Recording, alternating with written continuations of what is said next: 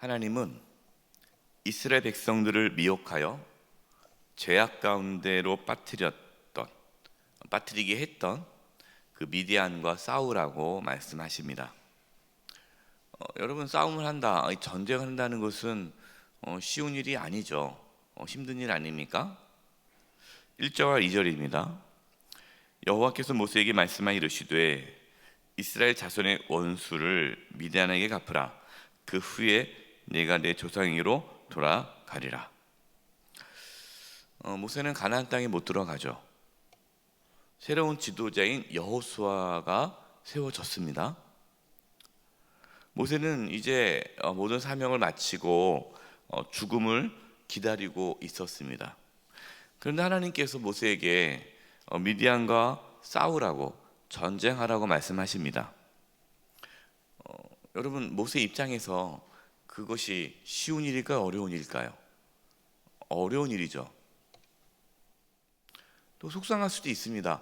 아니, 가나안 땅도 못 들어가는데, 가나안 땅 들어가지 못한 것도 속상한데, 지금 이제 지도자도 세워졌는데 왜 하나님은 저보고 또 전쟁을 또 하라고 저한테 말씀하십니까?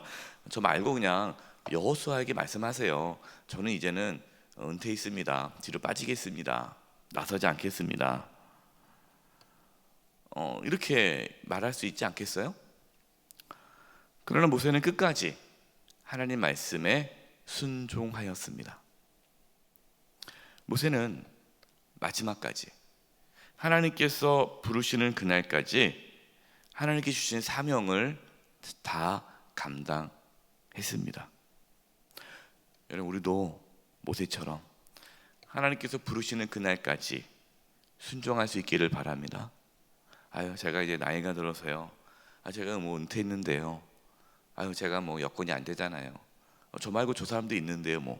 이렇게 하지 마시고, 하나님께서 우리에게 말씀하시면 알겠습니다 하고 순종하고 끝까지 하나님께서 우리를 부르시는 그날까지 사명을 다해 충성할 수 있기를 간절히 바랍니다. 3절 4절이에요. 모세가 백성에게 말하여 이르되 너와 함께 있는 사람들 가운데서 전쟁에 나갈 사람들을 무장시키고 미디안을 치러 보내어 여호수아의 원수를 갚되 이스라엘 모든 지파에게 각 지파에서 1000명씩을 전쟁에 보낼지니라 하매. 자, 모세가 미디안과 싸우는 것은 무엇이라고 말을 합니까? 여호와의 원수를 갚는 것이다 라고 말씀하고 있어요. 그러니까 이 싸움이 단순한 싸움이 아니라 하나님을 대적하는 자들, 하나님의 원수와 싸우는 것이다 라고 말씀을 하고 있죠. 저와 여러분도 원수와 싸워야 됩니다. 하나님의 원수, 사탄 마귀와 싸워야 합니다. 여러분, 우리가 싸워야 할 대상은요, 하나님의 원수예요. 옆 사람과 싸우면 안 되고, 가족과 싸우면 안 되고, 성도들과 싸우면 안 되고, 이웃과 싸우면 안 돼요. 우리는 사람과 싸우면 안 됩니다. 누가 싸워야 됩니까? 사탄 마귀. 영적 싸움에서 승리해야 되는 거예요. 그래서 에베소서 6장 12절입니다. 우리의 씨름은 혈과 육을 상대하는 것이 아니요 통치자들과 권세들과 이 어둠의 세상 주관자들과 하늘에 있는 악의 영들을 상대함이라. 혈과 육을 상대하는 게 아니라는 거예요. 이게 무슨 말입니까? 사람과 싸우지 말라는 거예요. 그런데 많은 분들이 사람과 싸웁니다. 예수 믿지 않는 사람들이 사람과 싸우는 것은 이해가 돼요. 모르니까. 그러나 예수 믿는 사람들은 절대로 사람과 싸우면 안 됩니다. 여러분, 사람과 원수 져서는 안 돼요. 근데 참 교회 안에서 그런 분들이 있죠. 안 보는 사람이 있어요. 딱 보면은 획 고개를 돌리고, 저기서 딱 획 고개를 돌리고, 그 사람과 말을 섞질 않아요. 상대를 안 해요. 미워하고, 판단하고, 정죄하고, 원수를 지내는 사람들이 있다는 거예요. 그러지 말라는 겁니다. 여러분, 영적인 싸움, 우리가 싸워야 할 대상은 악한 영들이에요. 죄와 싸워야 됩니다. 악한 영과 싸워야지 절대로 사람과 싸워서는 안 됩니다. 사람과 싸우지 마시고 악한 영들과 싸우기 바랍니다. 죄와 싸우시기를 바랍니다. 죄와 싸워야 돼요. 모세는 힘 있는 몇 지파에게 나가서 싸우라고 말하지 않습니다. 모든 지파에게 각 지파별로 1000명씩 군사를 보내라고 합니다. 왜 그럴까요? 모든 지파가 함께 이 전쟁에 참여함으로써 하나님의 뜻을 이루도록 하기 위해서입니다. 여러분, 하나님의 일은요 몇 사람에 의해서 하는 것이 아니라 함께 해야 됩니다. 그래서 교회가 온 성도가 함께 또 어떤 일을 한다, 부서에서 어떤 일을 한다, 그럼 그 부서 전체가 함께 그 일을 할 수 있도록 마음을 모아야 되는 거예요. 그냥 이렇게 소수 몇 사람 그 사람에 의해서 일을 착착착착 해서는 안 되고, 뭐 일은 쉽게 될 수 있겠죠. 뭐 그냥 편한 사람끼리 딱 하면 편하죠. 일은 잘 되겠죠. 그러나 하나님의 일은 그렇게 하면 안 됩니다. 전체가 함께 같이 하는 거예요. 그래서요 하나님의 일은 가족이 함께 하는 겁니다. 가족 공동체가. 그래서 부부가 서로 이야기를 나누고, 자녀들과 함께 이야기를 나누고, 부모와 함께 얘기를 나누고, 형제 자매들끼리, 그래서 가족 공동체 안에서 하나님의 뜻을 이루는 거고, 교회 공동체 안에서 하나님의 뜻을 이루기 위해 힘쓰는 거예요. 또한 미디안과의 싸움은 뭐와의 싸움입니까? 죄와의 싸움이었어요. 왜 그러죠? 미디안이 이스라엘 백성들이 음란하게 미혹을 했잖아요. 그게 죄를 짓도록 하지 않았습니까? 그래서 그것으로 인해서 하나님의 심판을 받아 전염병으로 많은 사람이 죽었잖아요. 그러니까 이스라엘 백성들은 미디안과 싸우라 하나님께서 말씀하셨을 때 그 싸움을 통해서 이스라엘 백성들은 죄와 싸우게 되는 거죠. 우리가 다시는 우상 숭배와 음란의 죄에 빠져서는 안 된다라는 것을 치열하게 생각하면서 싸운 거예요. 여러분, 우리 안에 은밀하게 들어오는 그 죄악이 있다면 싸울 수 있기를 바랍니다. 거룩한 삶을 살기 위해 죄와 피 흘리기까지 싸우는 저와 여러분 되시기를 바랍니다. 6절입니다. 모세가 각 지파에 1000명씩 싸움에 보내되 지세장 엘르아살의 아들 비나스에게 성소의 기구와 시노 나팔을 들려서 그들과 함께 전쟁에 보내매. 여러분, 6절 말씀 보면 이상하지 않아요? 뭐가 이상하냐면 전쟁에 나가면 누구를 앞장 세워야 됩니까? 군대 장관이죠. 장수를 앞장 세워야 되잖아요, 싸우는데. 그리고 누구를 앞장 세우고 있습니까? 제사장 비느하스예요. 근데 제사장 비느하스는 제사를 지내는 사람이지 전쟁을 하는 사람이 아니잖아요. 그런데 비느하스가 성소의 기구와 시노 나팔, 이 시노 나팔은 하나님의 임재를 나타내는 나팔이에요. 이런 성소의 기구와 시노 나팔을 들고 전쟁에 나갔다는 거예요. 하나님의 임재가 있기를 바라며 나갔다는 것이죠. 이게 무엇을 뜻하는 겁니까? 이 전쟁이 누구에게 속했다는 거예요? 하나님에게 속했다. 지금 이스라엘 군대는 전쟁에 나가지만 자신들의 어떤 군사력, 12,000명의 군사력을 가지고 싸운 것이 아니에요. 12,000명, 적은 숫자죠. 하나님께서 많은 숫자를 보낸 것이 아닙니다. 지금 이스라엘 군대는 군사력이 아니라 하나님을 의지하며 나간 거예요. 여러분, 우리가 어떻게 영적인 싸움에 승리할 수 있습니까? 우리의 의지로, 우리의 힘으로, 우리의 결단으로 우리가 영적 싸움에 승리할 수 있을까요? 할 수 없습니다. 여러분, 우리의 힘으로 죄와 피 흘리기까지 싸울 수가 없어요. 우리는 늘 무너지지 않습니까? 주저앉잖아요. 작심삼일이잖아요.